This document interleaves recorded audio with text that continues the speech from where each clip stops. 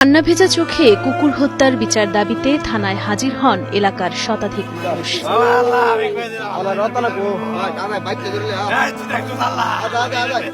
৩০ December সোমবার ঘটা করে কুকুরটির জন্মদিন পালন করার একদিন না পেরোতেই নির্মম এ মৃত্যুর শোক সইতে পারছেন না এলাকার কেউ। যারা আমাদের লাবলুর ভিডিওগুলো প্রতিনিয়ত ফেসবুকে দেখে তারা বুঝতে পারে আমাদের লাবলুর স্বভাব চরিত্র এবং কতটা আন্তরিকতা ছিল এই লাবলুর মাঝে। একজন মানুষের মতো আমি মনে করতাম, এমনকি আমাদের এলাকার সবাই তাকে খুবই ভালোবাসত। এটা আমার ছোট থেকে পালি। তার বাবা ছিল, বাবাটাও মারা গেছে লাবলু। তো লাবলুর বয়স আনুমানিক 6 বছরের মতো। তো দেখতেই পারছিলেন এই ঘটনার একদিন আগে তার জন্মদিন অনুষ্ঠান পালন করলাম খুবই সুন্দরভাবে।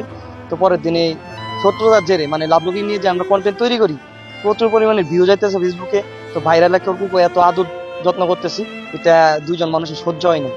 জানা যায় ৩১ ডিসেম্বর মঙ্গলবার নরসিংদীর রায়পুরা পৌর শহরের রামনগরহাটি এলাকায় লাবলু নামের কুকুরটিকে টেটাবিদ্ধ করে হত্যা করা হয়।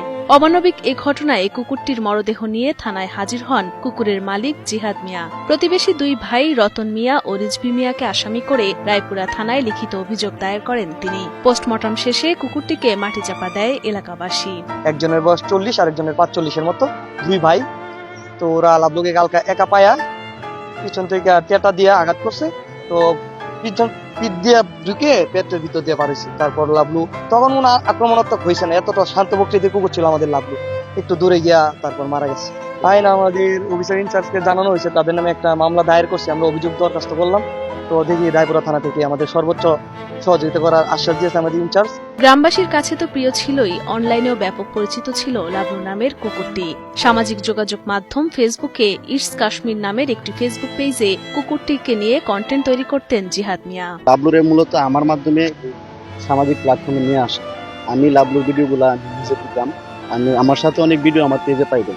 ইটস কাশ্মীর পেজ থেকে লাবলুর পরিচিত করা আমার মাধ্যমে, মানে ওর প্রতি যে আমার একটা আবেগ রয়ে গেছে বা এটা কোনো সময় বলা যাবে না। ৩০ ডিসেম্বর ঘটা করে লাবলুর জন্মদিনও পালন করা হয়। এটি ছিল প্রিয় কুকুরকে নিয়ে তার শেষ ভিডিও।